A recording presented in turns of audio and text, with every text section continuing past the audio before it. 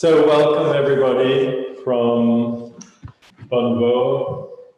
It's a beautiful summery day here, so I hope you're all having wonderful weather in the different parts of the world you're writing in from. Texas, hello Tilde from Scandinavia, all you English yogis.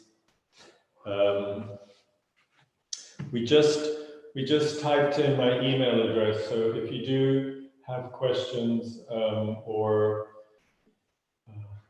I could try to, in the coming classes, as we continue also to deal with you trying to do what we're doing but not being able to get to the floor and so on. I have been showing a little bit in a chair, but so it's very helpful if you send your questions and comments.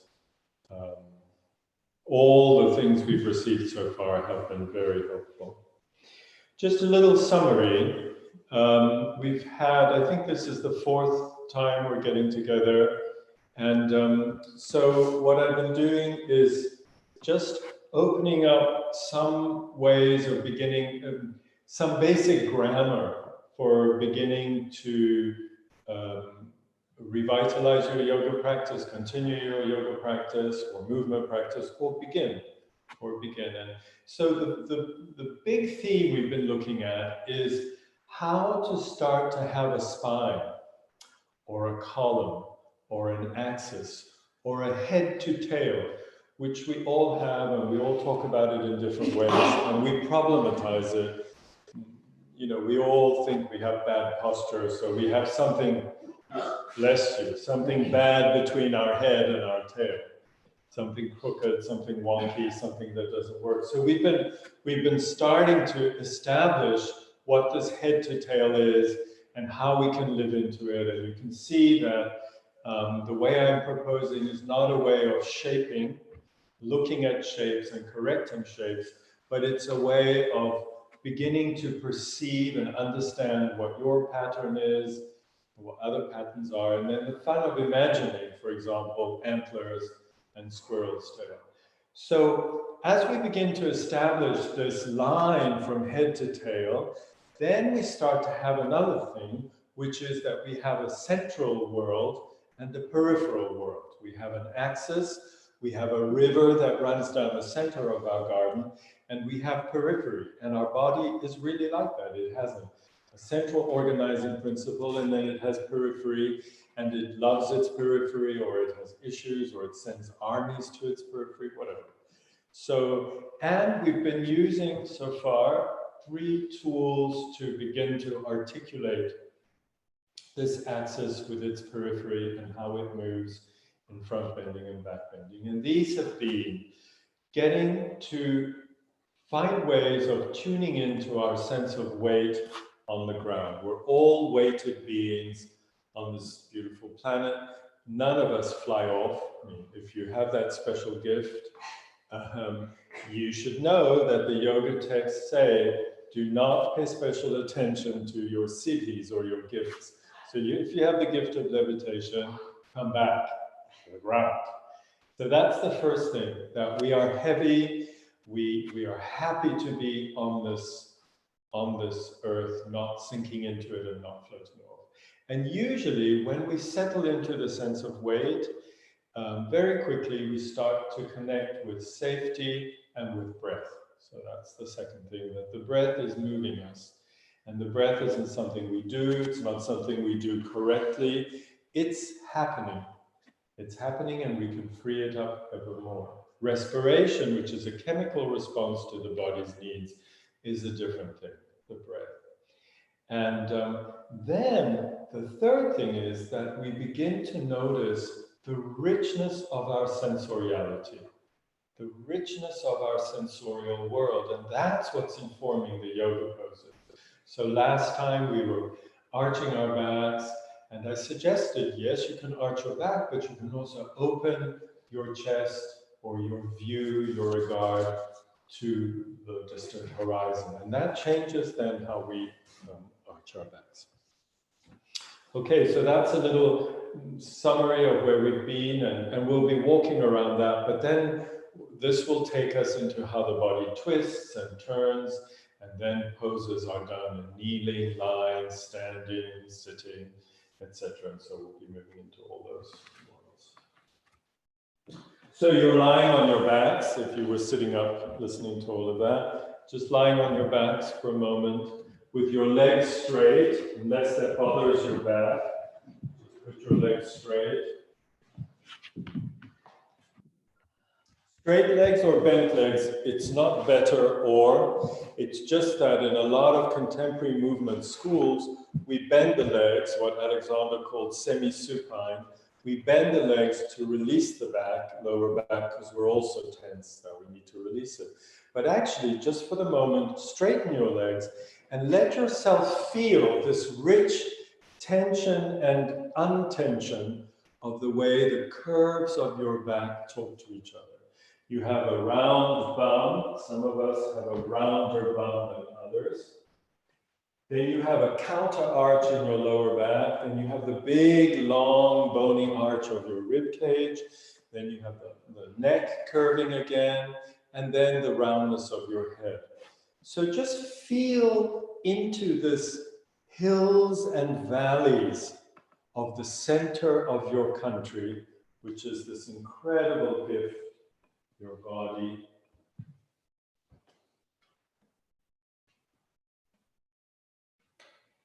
And if we're not watching ourselves with our eyes, we don't need to rush in and worry that your grandmother said your bum sticks out like a duck, or somebody said that your shoulders are too curved or whatever. We're not looking, we're just feeling and enjoying the hills and the valleys. And consider not only the lilies of the field, but consider how extraordinary this river of curve and counter-curve is. It's extraordinary. It's an extraordinary piece of mobile bioengineering, actually, that causes the body to walk and run and breathe effortlessly. The fact that we have these curves and counter-curves. So feel into that. And then open yourself to the place where you are most resting on the floor or the ground on these curves and counter curves. You can go down to your knees, that's a counter curve, like your neck, and then down at your heels, you have another curve, like your bum or your head. Yeah. So just feel, where are the places where I feel that I'm resting on the ground? The body has a memory of its quote-unquote heels, the back of the head, the shoulder blade, the tailbone. These are the places where we know that we're resting on the ground. They're like basins, they're like containers. Your heel is like a rounded, hard, bony container in which the substance is sitting. They're like tidal pools. I don't know if as kids you went, looking for crabs and little fish in tidal pools. So your head is like this coral density on the ground, full of stuff. So is your shoulder blade, so is your tailbone. These places where we rest and where we remember this bony resting place, which is also a containment, a container. And where do you go? Where is it best for you? Where do you love that feeling? Is it your head? Is it your bum or your elbows or your heels? If it's feeling abstract, go to the surface. The surface where your heel is touching the ground. That surface will be a combination of skin and clothing. There's a surface. And on that surface, we put a weight. And a lot of these resting surfaces are part of this original curve that we have when we were in the womb, this roundness. So feel these tidal pool, heavy receiving of weight, contained by bony mass places. We all know what it's like to stand on your heels, which is different from on your marks, get set, go, being ready to sprint off on your toes. And then, we've done this before, so very gently begin to let the weight of the head, so that's the content, all that water and tea and hummus and whatever else you've coconut oil in your head. You're going to slowly let the content roll from one side to the other. So your head will rock, but you're not doing the rocking of a shake. You're doing the pouring and the gentle slushing of the weight of your head. A little to the left, a little to the right, a little. Come back. Now, thanks for that.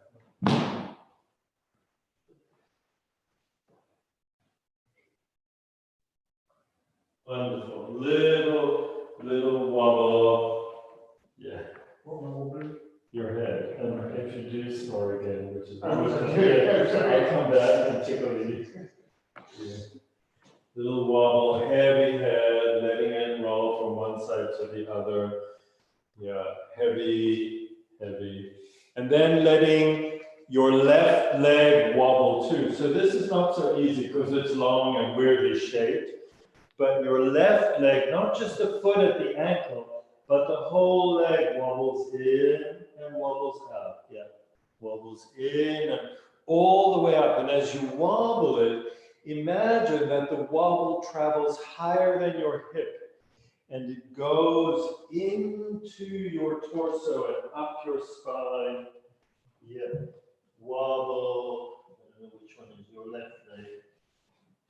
Yeah, don't just flap your feet. That's great. That's just ankle. The whole leg. Yeah, and you're going to make a little sound. So wobble the leg, the left leg. Yeah, it's not a math problem, so it shouldn't be making you frown or grind your teeth. Yeah. And then your right leg and your head. The head wobbles and the right leg. Yeah.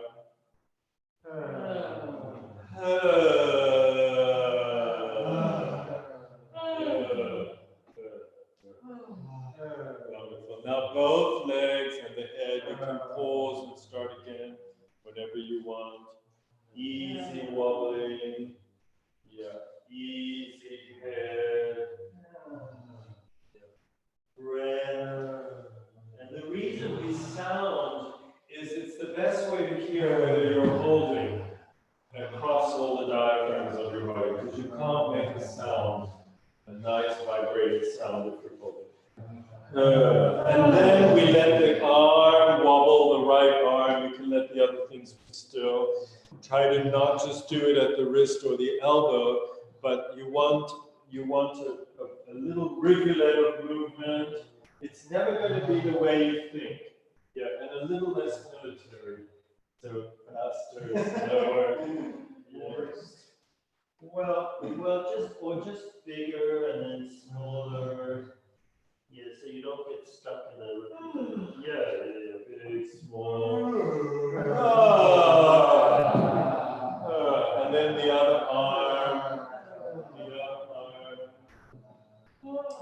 Yep. Wobbling, the breath. And we talked about nearness. So the whole gift of having a body is that it's offering us the gift of nearness. Always. It's just that the eyes become like a weed and they take over and we end up looking all the time. But that's a small part of our embodied reality. The biggest part is nearness. We are embodied. We are the landscape we're looking at. I've got a body inside my body and a body outside my body. If we walk side by side down the lane, we are interbodies. So it's nearer always than you think. Yeah. Great. Yeah, great. And now you can rest. So let's go to your right leg. Yeah. Go to your right leg. Your right leg is going to turn out slightly and the string is going to drag it up. We've done this before, so that your foot ends up flat on the ground, your knee pointing up to the ceiling. And then we're just going to let the right leg fall out and slide down. Yeah. And it's the sliding down that's very important. So once it's slid down, hang out with that for a bit. Hang out. Like, you know, at the beach, you've got you're just at the edge where the waves come up, and you're sitting there, and these waves come up and they wash over your legs, and then the wave draws back into the ocean, and you feel this kind of pull. Yeah, or, this is very personal, but if you like to take baths, there can be something wonderful about letting the bath drain while you're in it in the summer or in the winter. And you get this pull of the water on your body. And that's what we're doing with the leg. It turns out and it slides up, and you plant your foot, and then you want to get all the way up. Yeah, so you're here, and then you let it fall out and slide down. That's the bath draining moment.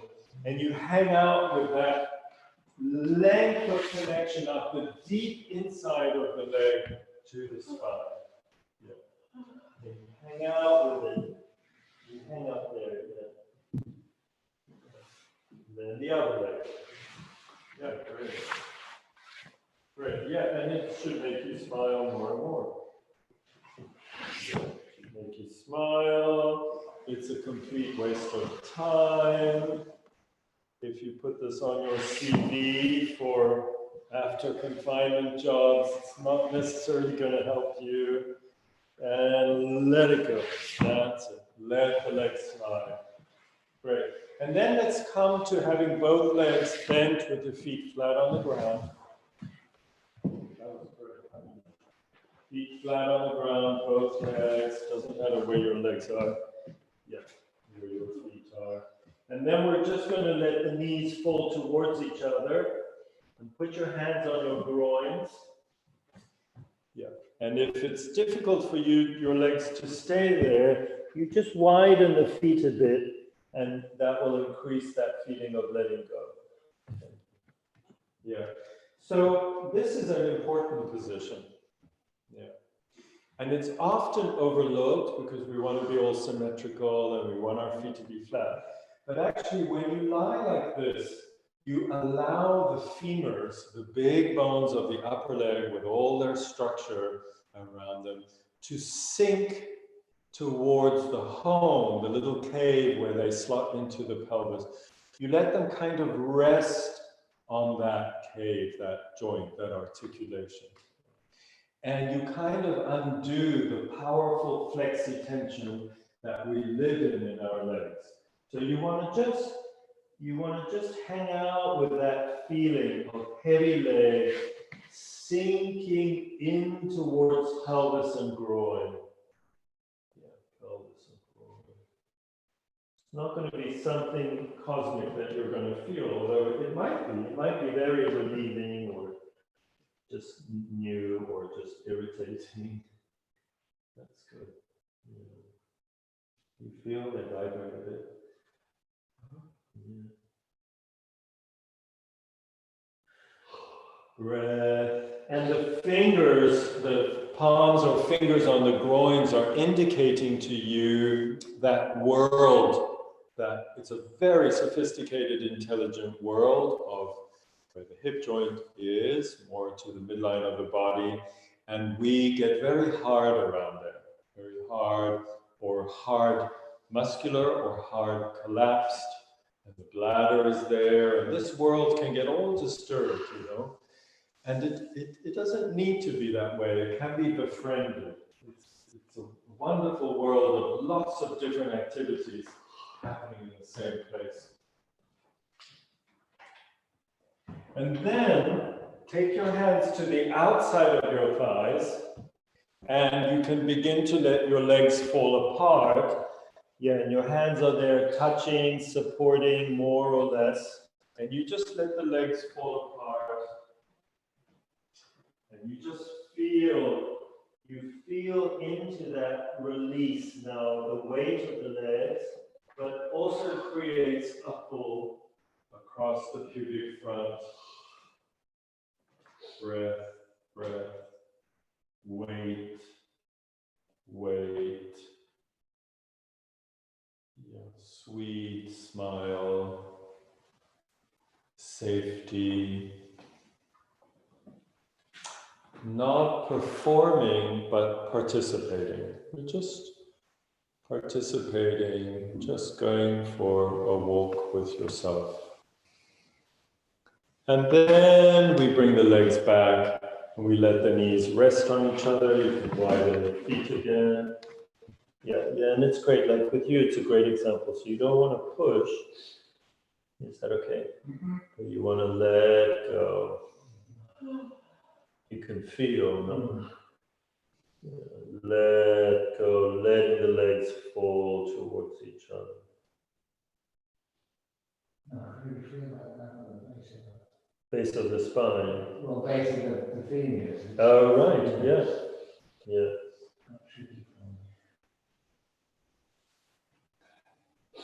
Okay, and then we come to a middle place with the legs. Yeah. So knees pointing up, legs no longer leaning on each other. Put your feet however you need. Yeah. Great. And let's let our arms drop wide on the floor, a little lower than your shoulders, palms up. Let's come back to the sense of weight.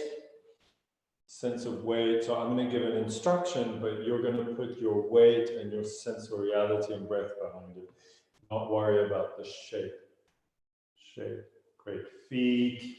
The weight loading down into the feet. The weight on the head. The breath. The life of your spine. Yeah. It's not a problem. Even when we live with pain, you know, those of us who do, we can learn. We can learn to do that. And learn to do that. Now, the feet are going to root into the ground and the knees are going to reach up over the feet, and that's going to take your tail up between your legs, and your spine will begin to curl up and hang from your flying tail. And up you go, up you go. The more you have feet, the better. Yeah, you feel that. So up you go. Yeah. So you want to root over the feet and reach with the knees and huge with the toes and the heels. Yeah. And it's something that never ends. You go up and up and up and up, and then you realize I'm going up, but I'm coming down. I'm going up, but I'm coming down and down, and then you start to come down. So it's like a wave. As it flows up the beach, it's already building impetus to return down, which is also what our breath does. So once again, we're going to go up. That's beautiful. And the knees reach, and the tail, and the huge joy, and the tail, and more joy. And then you come down. Okay, so I don't want to make a rule of this, but just notice if your feet are very turned out, so John, for example, you could turn your toes in a bit or turn your heels out a bit. It's not a rule, but if you try it, then you can make a decision. Because if your legs are very turned out, you're going to be using only one pathway. So if you turn your heels out or your toes in a bit, and then again, rooting the feet and sailing up, off you go, sailing up with the tail, flying up, flying up, flying up, flying up. Big, huge toes and heel. Stay way up there. Yeah, so I don't know, that might be a lot for you, but it's different, isn't it? It's a completely different movement. Yeah, so then you can try a bit this. And the last time in this way, we're going to fly up through the tail. Try to make it that your tail takes you up rather than you lift your whole torso in a Jane Fonda kind of movement. Yeah, I mean, Jane Fonda is extremely advanced cosmic movement, so this is all preparatory. This is all preparatory for and butt and butt and butt and knee and pull and push and up and down. Next class. So your tail takes you up and your spine hangs vertebra by vertebra, organ by organ off this flying tail, Yeah. So you're flying up. Yeah. Now let your arms, stay up there for a moment, let your arms fly straight up towards the ceiling. So your arms are vertical, they're resting on your shoulder blades. Huge feet, just stay a little bit more hanging from your tail. Yeah, there's nothing you can do about it. Your tail has gone and gotten stuck in the colors of the sky, and that's it. You're kind of hanging there until somebody comes and gets you. Yeah, and then your tail starts to let you down, but you leave your arms there. And as you come down, look at your hands in the world. So your hands are in a room. It's your living room. It's your corridor. It's your back garden, wherever you are. That's it. Your head is heavy, the tidal pool. Your eyes are deep in your head. But you see your arm extending and you see your hand at the end of your arm. Or it's almost like the hand is seeing you. Or the vision of the hand is falling towards your eyes. So it's nothing that you're naming or getting or solving. And your tail is taking off again. Huge feet rooting, tail flying up, tail taking the spine, spine hanging, and arms reaching, hand in the world. Soft peripheral eyes. It's like the vision of your hand is like snow falling on your eyeballs. Yeah, and of course, by changing the arm position, we're working on a slightly higher set of ribs and heart tissue and diaphragm. So you're up there and leave your arms there as you come down. And you can still see your hand in the world, and your hand is seeing you. Yeah, and it's soft. Something soft happens. Not only focal naming vision, which causes us to be tense. And your tail is going again, and your feet are huge, and you roll up, surprised by the movement, surprised by what the breath does. You're way up there with your tail, and this time you let your arms come up and over your head towards the floor. So pay attention to your shoulders. If the shoulder is uncomfortable, you have to adjust by moving the arms more to the side, like I'm doing, more to the side, and or putting a little bit of support under the arm as needed. You don't want to irritate the complex shoulder thing. But this is very high up on the spine. Now, when you come down, rest in that upper two ribs, and you come down and you leave your arms there, they're going to retract a bit, and kind of rest in the newness of this. Yeah, so you need to, let me get you some cushion. You just rest there, or if you discover you need a cushion, get, and then for the next time you'll be ready. Just to rest, let the weight travel through. Notice the asymmetry of the two arms. All of this very normal stuff. Wait, you want it symmetrical on both sides or comfortable? Just rest there. Yeah. Yeah. Top two ribs, probably the whole of the human family has serious traffic jams and constipations that are not contributing to world peace in their top two ribs. Yeah, all of us have had little quirks and bumps and the whole thing is gummed up. And then there's our phone and the computer and worry and grinding of teeth and what have you. Yeah. And we're going to go up again from the tail, not effort, but rooting feet, flying tail. Let yourself take yourself up. Yeah, and as your tail goes up, this time really open your imagination for your antlers. So your antlers, your horns, your branches, your halo, your whatever, coming off the top of the head. So it's like the cranial bones are growing and the tailbone, the sacrum and coccyx is growing. And the imaginary process actually changes the kind of texture of all of this. Yeah, so we can be long without being tense and short. Yeah, that's great. And then we're gonna again come down, but this time it's as if the arms are growing, the antlers are growing, the tail is becoming even more luxurious as I land. And I'm not watching myself, I'm just letting myself be surprised by the movement. Yeah. Beautiful. That looked beautiful. Breath, weight, the fullness of our sensorial life, ebbing and flowing because we're not frightened. We can just be.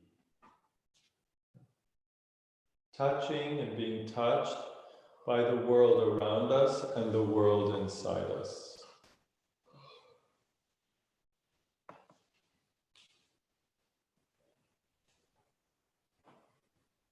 Breath. Yeah.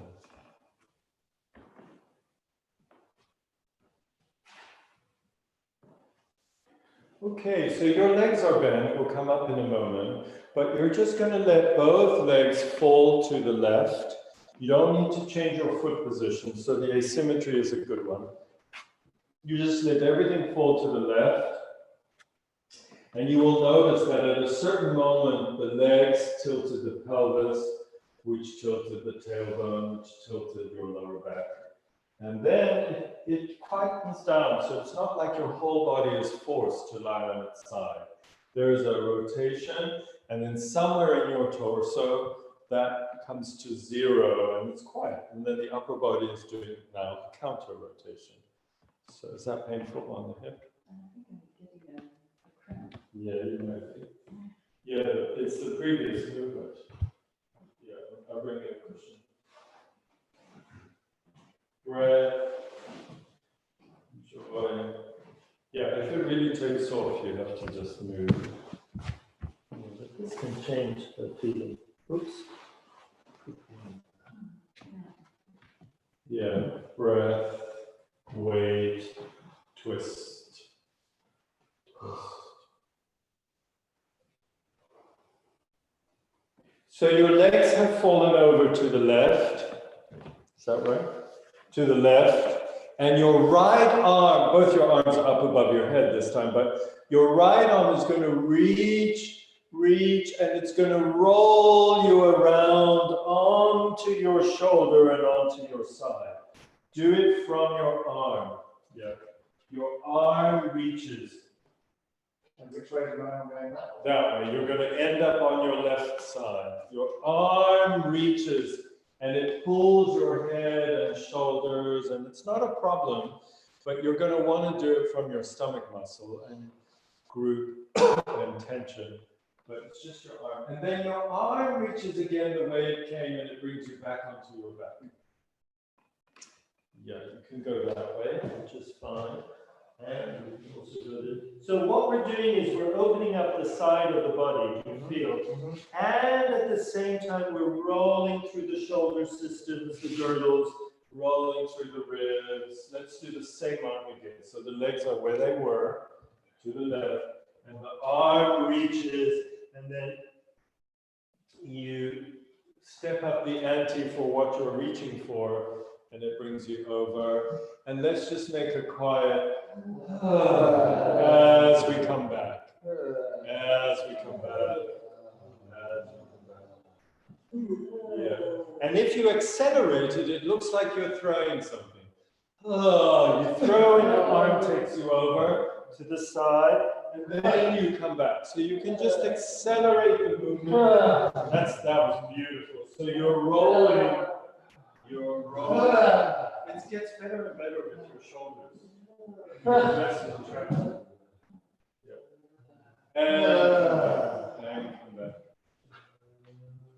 So this movement is thanks to Moshe Feldenkrais. This rolly movement, which is not coming from central flexi muscles, but it's coming from interaction with the world. My arm is reaching over to caress the beloved, or grab that piece of chocolate or that whiskey, and then I roll back.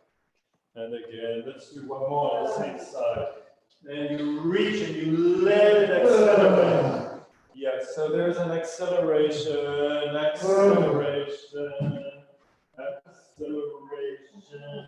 beloved. And then we reach back. Yeah, and then we go again. That's great. That's great. And then you come back. Yeah. Yeah, of course, this looks like we've already lost the plot, but hopefully it feels good. Yeah. And then your legs come back to the middle. You just notice where you are and how it feels before you let your legs fall the other way.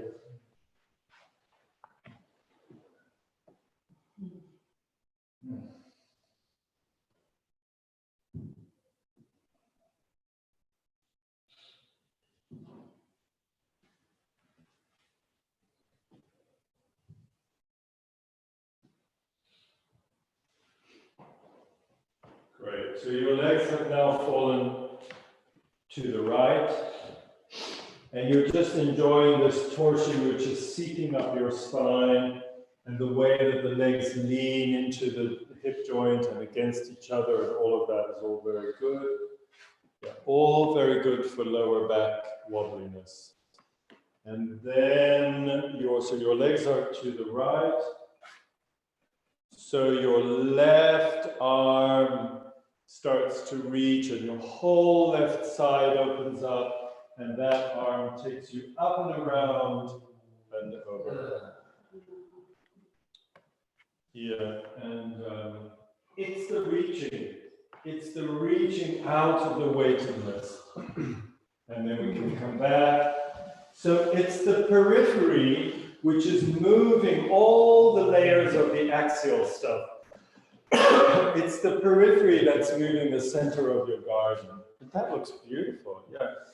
Yeah, and the discoveries of space between the ribs, or space into the armpit, or movement in the throat, or something about your heart. I mean, when we move the arms so deeply, of course, we move all that tissue from arm into lung, into the way the heart is in between and sitting on the diaphragm. All of that tissue is responding to this movement, which is life.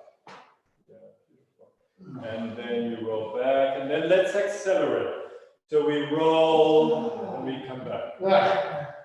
Beautiful, sorry. And roll, and come back.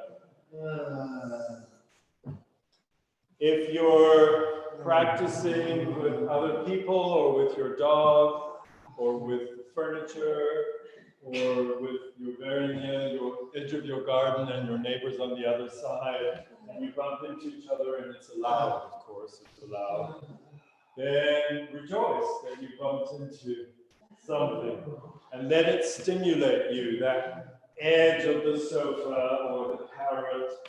Yeah. Feel and come back. Roll from the arm, from the periphery, that the whole spine. Yeah, that's beautiful. Beautiful. Okay. So pick a direction. It can be this one. Your arm takes you around onto your side, and that takes you all the way over onto your hands and knees, and you come up onto your hands and knees.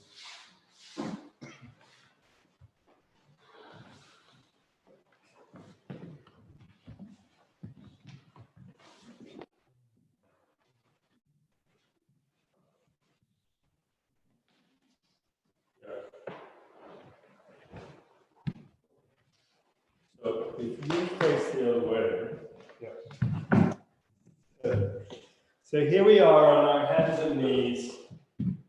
Hands and knees about the width of your hips or shoulders. That's it. And for those of you who are here for the first time, we were saying that you can, if your wrists hurt you, don't persist too long. It's okay to stay there a bit. But if they bother you, here, can I do with you? If the wrists bother you, you can put your hand, I'm over here with David, so that your hand is just dropping over a folded up bit of mat, which will reduce the angle and it helps for a bit. You can also have a prepared sock, what's called a prepared sock in Sanskrit. Prepared sock. And you put that under the heel of your hand. Yeah, and it's a very nice education for the hand. Yeah.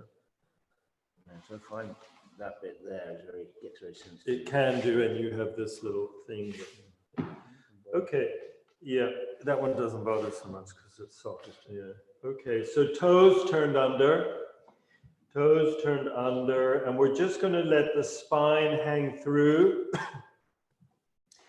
And as the spine hangs with its organs and all the muscles of your back and your belly wall and all of that's hanging, your tail will go up. And then, so you let your tail go up, and then when you're ready, you let your antlers come up too. You don't need to be tense in your neck, because it'll naturally, once we give it the impulse, come up. So we've got huge antlers going up, huge tail. Yeah, so this antlered squirrel has lots of length on its spine. Great. And then we're going to let the whole spine float up. So there is a wave from below that pushes you up, and your head drops, and your tail drops, and your spine is made a big arch. You see, what I haven't said was suck your belly in and do it from your belly. Just that a wave comes, or doves come and get you by the back, and then your head and tail drop to the floor, and you have this huge arch. And then we feel the weight of the central river dropping, and the whole spine drops through, and the antlers grow up, free in the neck, and the tail goes up, and the spine is great, great. And then we're just going to go back, uncurl your feet, and just settle back over your heels in what is traditionally called child pose. And just settle. If you need to widen your knees, do whatever you need to do to feel comfortable. If your lower back is iffy, don't push. In any event, if it's really uncomfortable, just wait for the next movement that we're going to do. Just stay up on your hands and knees. But if you're fine, let your pelvis rest more and more and more towards your heel. Imagine that tail sinking into the ground. Yeah. Arms going forward, forehead resting on the floor. Forward was the other way. Resting, letting the front of the lower legs, the shins as they go into the ankles, letting all of that open out. Okay.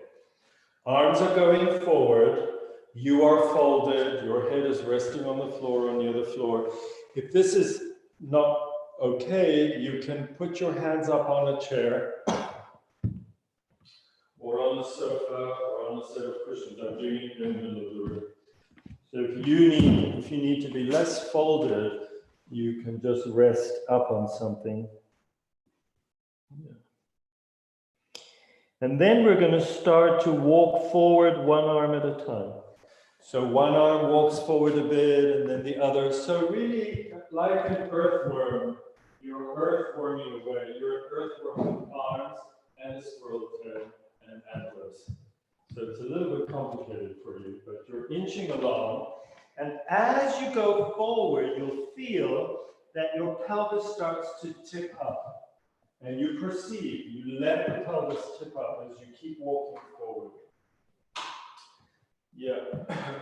And then when the pelvis is really happily tipping up and your tail is in the air, then you tuck your toes under, bit by bit, and you've ended up where we were before with your, in all the previous sessions. Yeah, we're with the tail up in the air, with the whole torso and spine hanging off to the ground. You can come back a little bit. If it bothers your shoulders, widen your arms. You can tuck one or both arms under your chest if it's too strong. Just let the elbows rest towards the floor. Huge tail. Open the vector of your tail. Let it really flourish upwards, allowing the sit bones to widen. Letting the body remember this movement, which we have forgotten as we all get mushy and bend forward and are about to fall into our bones. Tail sticking up. You can feel the pelvic floor widening. This changes everything in the legs and in the lower back. And this is a biologically very healthy movement for the base of the spine, for its vertebrae and for the tailbone. Organs are hanging forward. Pelvic floor is soft and widening. Tail is sticking up. Okay, huge hands on the ground. So huge hands rooting. Wonderful. Now you're going to push from your toes and reach with your antlers as you come up onto your hands and forward. Now you can leave your knees on the floor, but keep going forward, keep going forward. Antlers, huge toes, heavy knees, reaching through, not too grumpy. Toes, long through it. And your back will make an arch. And then you decide, you can collapse completely into the arch like a washing line that's falling, or, which I recommend, is that the force from the toes kind of gives you some stability, so you're like springy bamboo. Yeah, but don't problematize it, just know that you can have choices. Yeah, that's it, and huge head. And now we're going to push from the hands and go back into the previous place, with the tail up in the air. Yeah. This is squirrel with its bum in the air or its tail in the air. Now we're going to push from the toes and sweep through again, all the way through. Reach with your head. Reach. Open. Yeah. So the periphery opens the axis. The axis opens the periphery. The sensoriality starts to change your body without you looking at shapes and worrying about getting shapes. And we're going to go back. This time as you go back, your antlers continue to flourish forward. So we open the head-tail direction in both ways. That's beautiful. All the way back. And then your toes push you when you go forward. But as you go forward, you don't suck your tail in. So you still have a tail going backwards. And we go back. Yep. Yeah, it's possible also for Englishmen. It just takes a bit of... So as you go forward, your tail is still alive. We don't lose the opposing direction. Speed it up, just not rushing, but and then as I go forward. And then reaching back with the tail. Beautiful. Beautiful. And then we come forward, and you reach back only with your right heel. So your right leg gets long, and there's huge rejoicing over the whole planet as you discover that your left heel is going back. And you're very peaceful and long and almost levitating, and then both your hands come off the floor. No, they don't. But you stay long, you stay really long in the heels. Huge, you feel the difference? Yeah. Really reach back with your heels. You could stay here forever, you know. You could stay here for months, talking with your neighbor, reaching with your heels, having your hair pulled. Yeah. Great. And just put your knees on the floor. That's it. And now put your elbows on the floor. That's elbows and rest. Rest. You can rest in any position you want from here. Wonderful.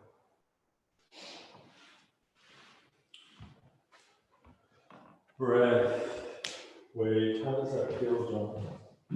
Good.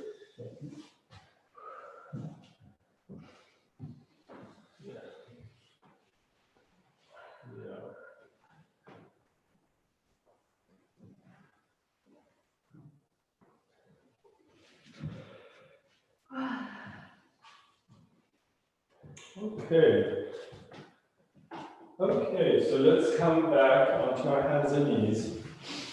So we'll review the last thing we've been doing, and then in the next sessions when we come together, we'll start to take this into standing and so on. But we're on our hands and knees, and you're just going to bring your right leg through. And we've been also doing this with a chair. So, let's be here for a minute. The chair is helpful, and also support under that back knee if it's painful. But the chair is helpful if the feeling of the floor is that it's too far away and you're all cramped up. Then the chair gives you a support for your hands, but a space that lifts your body. And let's move that front leg over that front foot. You can touch down into your ankle. Huge toes. Letting the foot move, letting the knee move over. So we're just establishing this rooting base. And the more we do, the more the back leg goes back. The more the back leg goes back.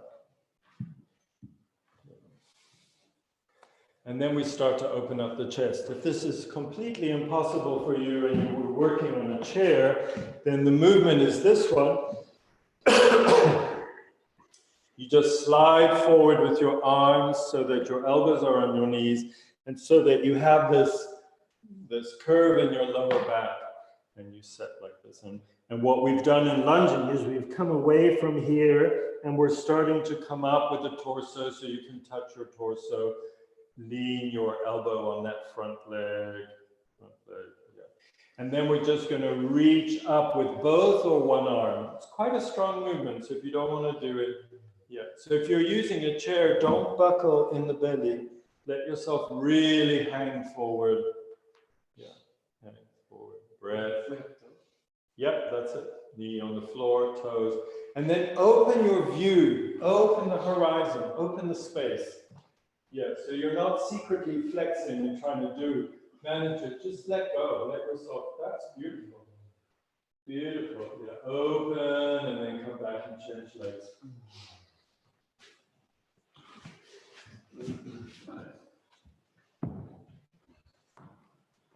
And then again, we begin with the weight. So you want to root that front foot by moving over it.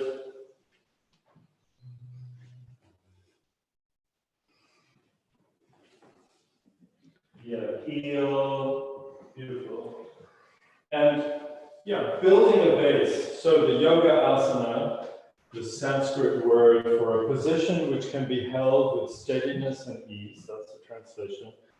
Yoga asana always relates a base to the wing or the part that lengthens, which is beautiful. That's how bodies work. We make a base, and then the torso, you can touch your breastbone, opens up, we open. If you're comfortable, are you?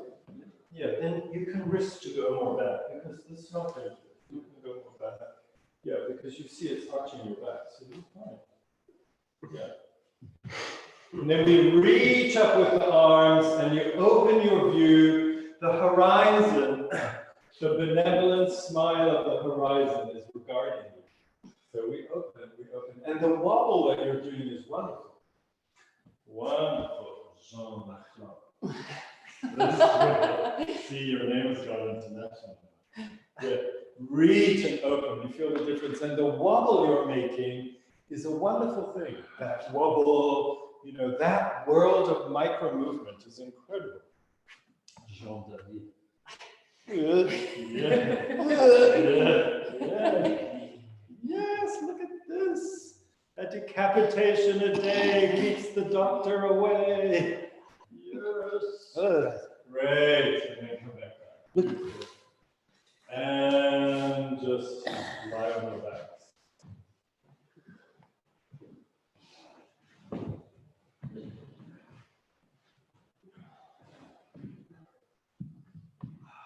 Yeah. Take your time. If you did something very strong, a gentle twist is a good thing if you realize, wow, that was a big movement. So you just let the legs go over. The breath. We come back to the sense of weight. Yeah. And just enjoy what's changing. Enjoy what's coming to the foreground. Yeah. The breath.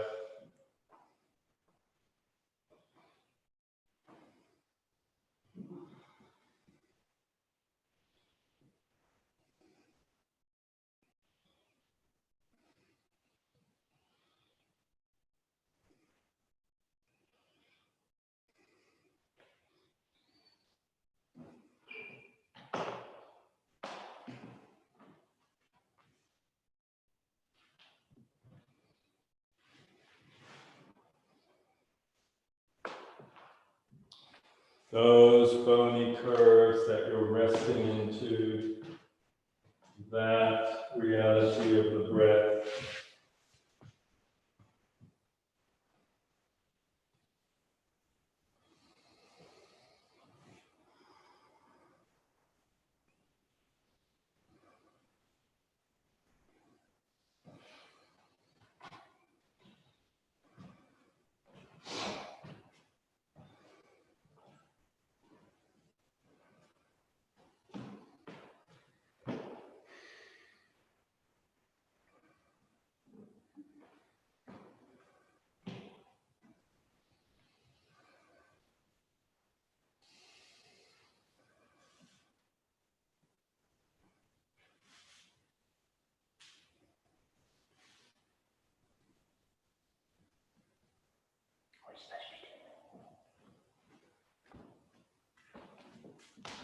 Nothing.